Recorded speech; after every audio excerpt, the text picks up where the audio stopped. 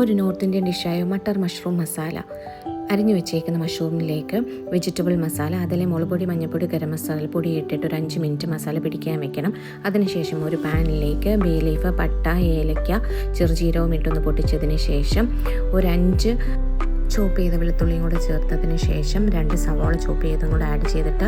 ഒന്ന് പച്ചമണം മാറുമ്പോഴത്തേന് 2 table spoon Kashmiri chilli powder, 1 spoon മല്ലിപ്പൊടിയും കുറച്ച് മഞ്ഞൾപ്പൊടിയും ഇട്ടിട്ടൊന്ന് മൂപ്പിച്ചതിന് ശേഷം 2 ടൊമാറ്റോ ചോപ്പ് ചെയ്തും കൂടെ ആഡ് ചെയ്ത് ഒന്ന് നന്നായിട്ട് വഴണ്ട് വരുമ്പോഴത്തേന് കുറച്ച് ഉപ്പും ആവശ്യത്തിന് വെള്ളവും പിന്നെ നമ്മൾ എടുത്ത് വെച്ചേക്കുന്ന മട്ടറും കൂടി ഇട്ടിട്ട് ഒരു ചെറിയ സിമ്മിൽ കുറച്ച് നേരം ഒന്ന് വേഗം വെക്കണം. അതിനുശേഷം ഒരു പാനിലേക്ക് കുറച്ച് ബട്ടർ ഇട്ടിട്ട് മസാല പുരട്ടി വെച്ചേക്കുന്ന മഷ്റൂം, നീളത്തിലരിഞ്ഞ ഇഞ്ചിയും പച്ചമുളകും കുറച്ച് ഉപ്പും കൂടി ഇട്ടിട്ടൊന്ന് വഴറ്റിയതിന് ശേഷം ആ മസാലയിലൊക്കെ ഇതും കൂടി ഇട്ടിട്ട്